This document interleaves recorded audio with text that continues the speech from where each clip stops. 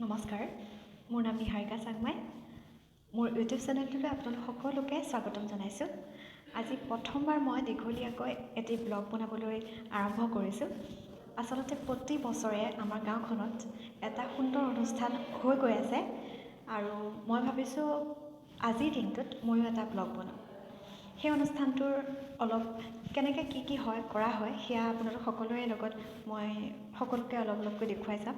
তাৰ লগতে মই কি পিন্ধিম আৰু কেনেদৰে মোৰ মেকআপ কৰিম সেয়া সকলোবোৰ আপোনালোকক দেখুৱাম। মই আচলতে বেলেগ একো ক্ৰীম ব্যৱহাৰ নকৰোঁ। এস্পলিনটো কৰোঁ, যদিও গৰম তথাপিও অলপমান এস্পলিন লগাই ল'লোঁ।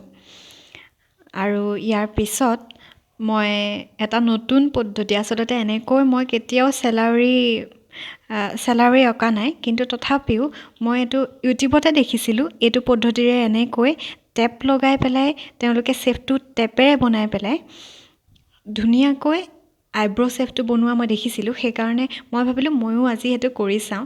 ইউটিউবৰ পৰাই চাইছিলোঁ, চাই পেলাই আজি মই এনেদৰে এয়া আঁকিছোঁ। আপোনালোকে চাই লওক, খুব ধুনীয়া এটা ৰিজাল্ট পাইছোঁ ইয়াৰ পৰা।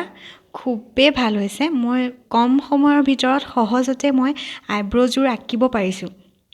খুব ভাল লাগিছে, সেইকাৰণে মই খুব সুন্দৰকৈ এয়া আঁকিব পাৰিছোঁ। খুব সুন্দৰ হৈছে দেখাত, আপোনালোকে চাব। মোৰ আইব্ৰ'যোৰ আচলতে তেনেই বহুত পাতল, তথাপিও অলপ আঁকিবলগীয়া হোৱাৰ কাৰণে মই আঁকিলোঁ। এনেদৰে আঁকিলোঁ, এয়া খুব সুন্দৰ হৈছে। এয়া চাওক, সহজতে মই এয়া কৰিব পাৰিছোঁ। ইয়াৰ পিছত মই ব্ৰাউন কালাৰৰ আইশ্বেড' অলপমান পাতলকৈ আঁকিছোঁ চকুত। তাৰপিছত মিহিকৈ মই আইলাইনাৰ এপ্লাই কৰিছোঁ। ওপৰত মই আইলাইনাৰ মিহিকৈ এপ্লাই কৰিছোঁ। দুয়োটা চকুতে মই মিহিকৈ এপ্লাই কৰিছোঁ, যাতে মোৰ মেকআপটো বহুত নৰ্মেল দেখাওক। একেবাৰে মই বেলেগ একো ব্যৱহাৰ কৰা নাই। খুব কম বস্তুৰে মই মেকআপ কৰিছোঁ। এয়া আইলাইনাৰ আকৌ তলত অলপমান পাতলকৈ আঁকিছোঁ, যাতে চকুটো অলপমান ডাঙৰ দেখাওক। ইয়াৰ পিছত মই অলপমান মাস্কাৰা লগাই দিছোঁ। তাৰপিছত লিপষ্টিক লগাই দিছোঁ। চাদৰ মেখেলাৰ সৈতে মিলাকৈ গহনা পিন্ধিছোঁ। তাৰপিছতে ফুট লগাইছোঁ আৰু এয়া মোৰ মেকআপ ৰেডি। আপোনালোকে জনাবচোন কমেণ্ট কৰি কেনেকুৱা হৈছে মোৰ মেকআপ। আৰু এয়া মোৰ সাজপাৰ, চাদৰ মেখেলাৰে কেনেকুৱা লাগিছে মোৰ মেকআপটো আপোনালোকে জনাব। বহুত কম বস্তুৰে, মই বেলেগ একো মেকআপ তেনেকৈ কৰা নাই, একেবাৰে নৰ্মেল মেকআপ কৰিছোঁ। চাদৰ মেখেলাযোৰ সৈতে কেনেকুৱা লাগিছে জনাব। ইয়াৰ পিছত আমাৰ ঘৰলৈ অহা আলহী সকলোকে লগত লৈ মই এয়া গৈ আছোঁ। যিটো অনুষ্ঠানলৈ যাব বিচাৰিছিলোঁ সেই অনুষ্ঠানত আমি উপস্থিত হ'লোহি। তাৰপিছত আমি লাহে লাহে সকলোবোৰ গৈ আছোঁ। এয়া মোৰ ফ্ৰেণ্ড আছে লগত, তাৰপিছত মোৰ আলহী আহি আছে।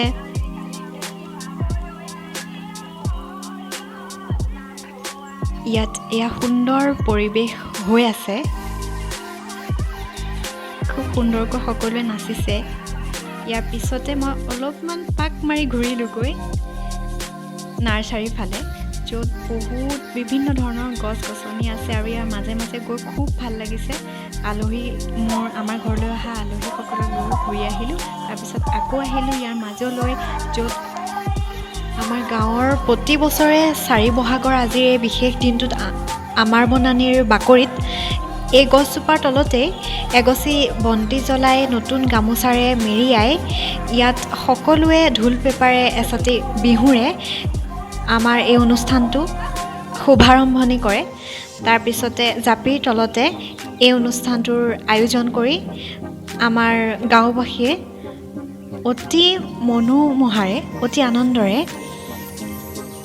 এই বিহুটি পালন কৰি আহিছে। আজিৰ পৰা প্ৰায় 27 বছৰ আগৰে পৰাই এই বিহুটি আয়োজন কৰি আহিছে।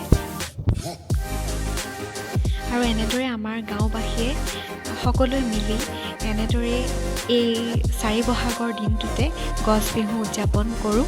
আৰু ইয়াৰ লগতে যদি মোৰ ভিডিঅ'টো চাই ভাল পালে তেনেহ'লে প্লিজ লাইক কৰি দিব আৰু যদি আহিবলগীয়া এনেধৰণৰ কিছুমান ভিডিঅ' আপোনালোকে চাব বিচাৰে তেনেহ'লে প্লিজ মোৰ চেনেলটো ছাবস্ক্ৰাইব কৰি দিব আপোনালোকে যাতে মোক উপকৃত কৰে